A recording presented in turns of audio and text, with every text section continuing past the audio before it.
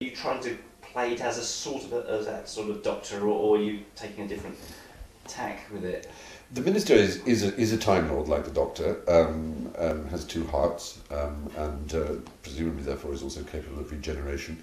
And I'm not playing him like a Doctor exactly. I mean, all the Doctors were different. I think what he has in common with the Doctor, and therefore one must assume he has in common with his race, his species, is a rather, shall we say, friendly, donnish almost quality, one of endless curiosity, a kind of hopeless optimism about the good things in every species he finds, a hand-wringing despair about the evil he finds in the universe. In fact, the Minister feels that more strongly than the Doctor. The Doctor is slightly more realistic about it. The Minister is a bit of an idealist. He really does believe that there's just too much wickedness, and that the powers of the Time Lord should be used, if possible, to help get rid of it. But of course that corrupts the timeline and pollutes the correct futures, and is, prime directives and all the rest of it that all science fiction insists upon. You can't interfere too much.